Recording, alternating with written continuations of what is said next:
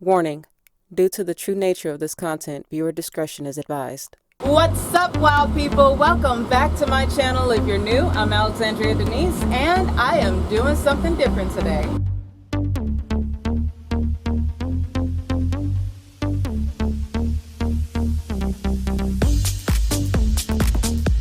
European mounting is a form of taxidermy that preserves the skull of desired game. It can be a simple process, but still, the bucks can cost you some bucks depending on your taxidermist, which is why today I'm going to show you how to do it yourself. This is actually the first buck I've tagged in years and the biggest to date.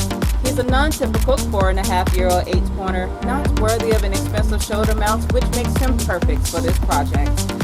I actually tagged this guy down at Oaks Plantation in Oakfield, Georgia. Bordered by the Flint River, Red Oaks is 4,000 acres of beautiful farmland that is family-owned and operated.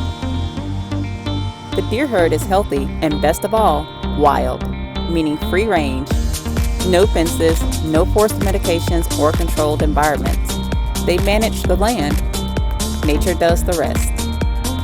They even have a few bonuses running around. And how could I forget? You'll absolutely love your stay at one of their luxury houses featuring some of the best bucks tagged on their property. Red Oaks Plantation is happy to accommodate your needs with amenities to make your stay comfortable and memorable. If you want to see me tag this guy, then tune in to Non-Typical Outdoorsman TV with Eric Morris on Pursuit Channel and other platforms where it's released.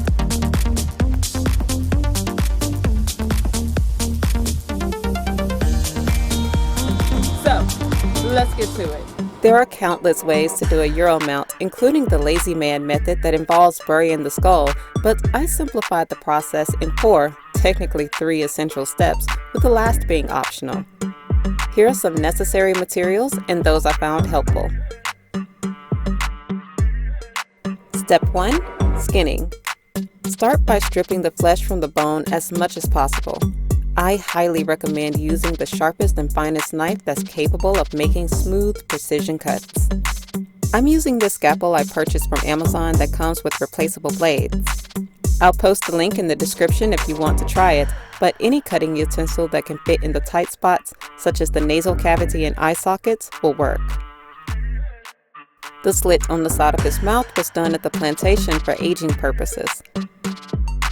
Taking the skin off in sections is easier. To do this, start inside the mouth by working around the top gum line, then peeling backwards to loosen it up.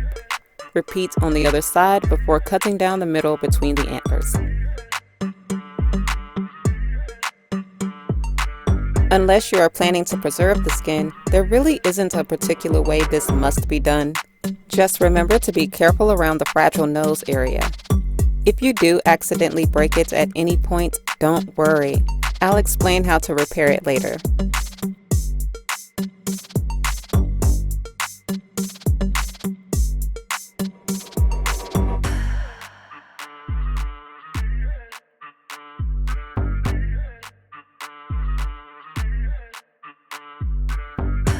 Now it's best to do this when the head is fresh.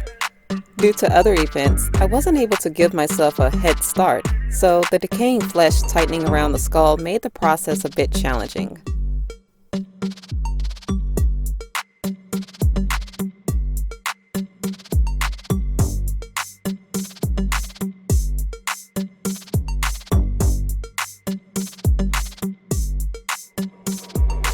The tricky part of this process was removing the lower mouth. First, you will need to cut away the flesh and muscles. Like our jaw, a deer's is held together by muscle and hinged at a slot behind the base of its skull. It's in the shape of a hook or bottle opener. Keep that image in mind while doing this. Get a good grip on the jaw and push up and pull toward you to pull it out from the socket.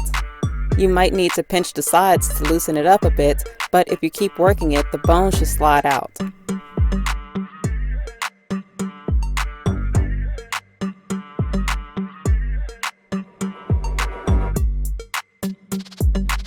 Behind the eyes are thick muscles you definitely want to cut out to help expose the brain.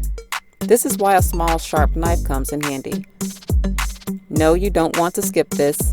Getting as much fat and gunk off the skull now ensures it doesn't stain the bone in the coming process.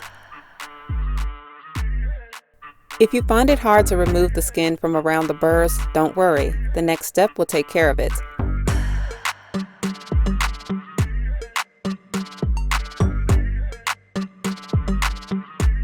Just try to shear off as much big pieces of flesh as possible to make the simmering process more effective.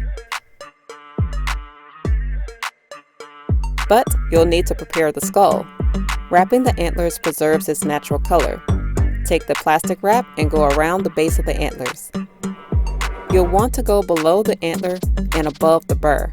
Secure with electrical tape before wrapping aluminum foil in the same manner. This deflects some moisture and heat. Repeat on the opposite side.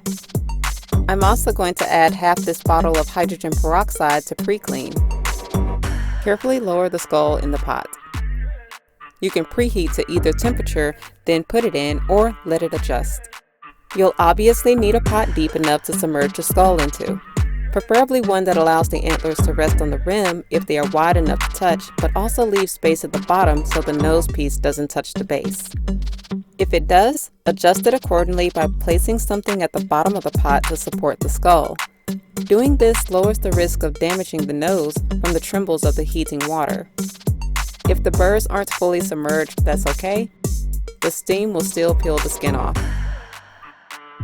Oftentimes, the mistake of boiling the skull at extreme temperatures is made for the sake of getting it done faster, but this just weakens the bone structure, making it fragile. It really only takes about 160 degrees for the flesh to effectively peel, so simmer at that temperature for 2 hours, no longer than 4 if needed. If you want to expedite the process and boil at a higher temperature, do so at no more than 220 degrees for about 45 minutes to an hour and a half. You may need extra equipment like a propane tank, etc. if something like this little burner can't get it to that temperature. Either way, you want to do this outdoors, unless you want your home smelling like a morgue. For mine, it's been about an hour and 30 minutes now, and the water has been at a constant simmer. The flesh and fat has risen to the top, even the roof of the mouth is peeling. Once this happens, you'll notice how the teeth loosens from the gum line.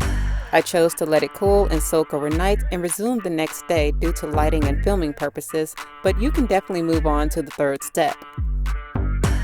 But first, help me preserve this channel by hitting the like and subscribe. Step 3. Scrape and clean. Starts by rinsing the skull. I'm using just a regular water hose with the sprayer set on jet, but if you're using a pressure washer, adjust it to a low to mid setting as not to blow through fragile bone. If the skull is still hot or wet, it doesn't take much force to blow away the flesh. I will actually repeat a rinse a few times throughout the scraping.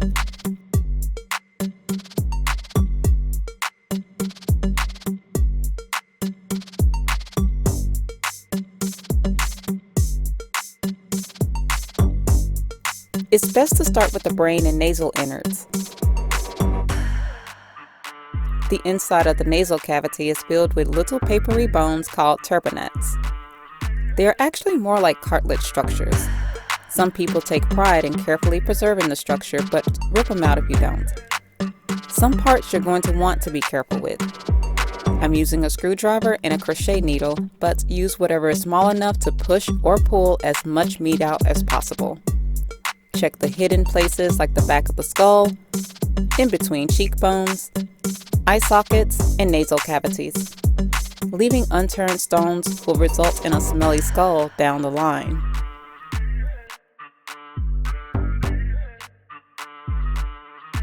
After removing the flesh, it's recommended to repeat a simmer for about 30 minutes or a quick boil for about 10, using soft cleaning agents to degrease the remaining fats. I'm using hydrogen peroxide again along with Dawn dish detergent because it's tough on grease but soft on the environment. Rinse the skull again, wipe, and let it dry a bit. You can stop here if you're content with the natural color of the skull, but if you're going for a more polished look, it's time for the bleaching. Before getting that skull sparkly white, now is the time to make any necessary repairs, such as broken off nose, missing teeth, or fractures. Some of the teeth and half of this skull's nose fell off during the process, and the other half due to negligence. These are common occurrences because these things are held together by meat or thin cartilage that dissolves during the second step. They can be easily fixed with super glue.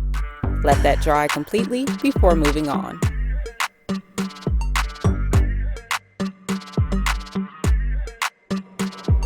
The hydrogen peroxide during the simmering and cleaning process may have gotten most of the bleaching job done already, but this 40 volume cream by Salon Care is a more concentrated solution. You can find it at your local beauty supplier. Take a brush and apply the solution in small amounts. Brush evenly across the skull and in desired areas. After one coating, leave the skull in a safe and sunny area to completely dry. Apply multiple coatings until you've reached the desired level of whitening. Now you can remove the protection around the antlers. Your skull is complete, ready to decorate, mount, and place in your home. Feel great in knowing that you were a little more resourceful with your kill, maybe even gained a new skill, respect, and appreciation for what God and nature has to offer.